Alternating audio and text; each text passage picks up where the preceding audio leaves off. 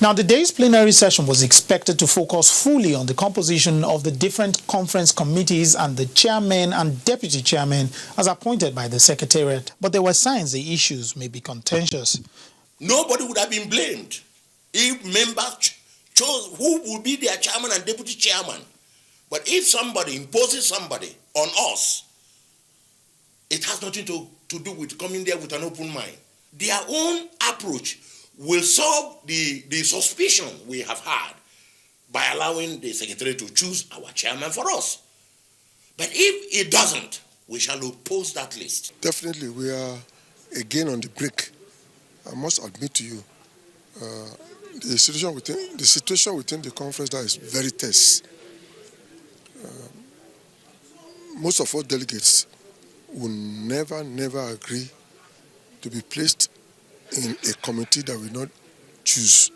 I mean, I'm not unaware that there could be situations where you have a preponderance of people gravitating towards one committee more than others.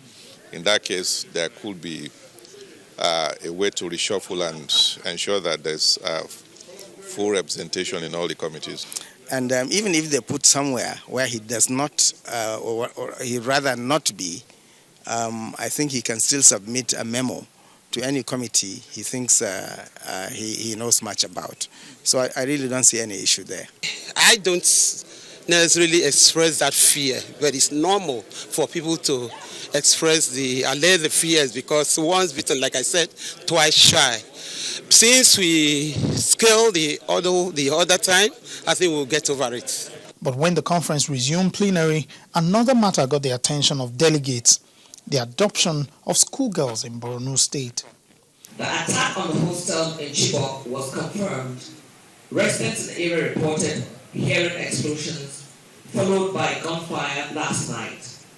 Many girls were abducted by the rampaging men who stormed the school in convoys of vehicles.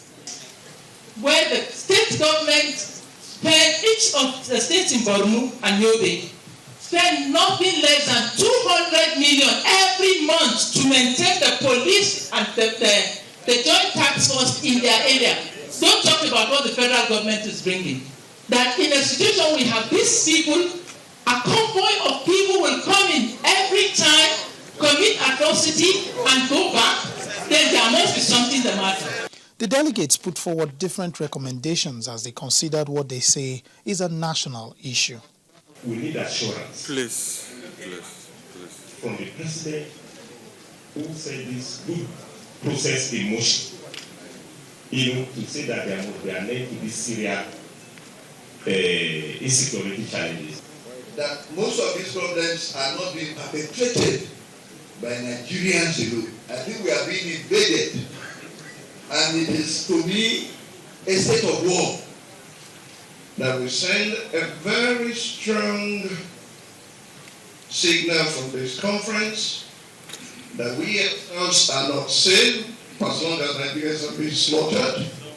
And we need to bring this conference to a halt until we see change. That we should advise the president and the government to immediately close the border between Nigeria and Cameroon. That's my first suggestion, Mr. Chairman. Secondly, Niger. Between us, Chad, Niger, and Cameroon. The delegates rose from the day's plenary without taking a concrete position on the matter. What was clear, however, from their discussion was the pain and frustration they felt for the adopted schoolgirls. Lanre Lasese, Channels Television News.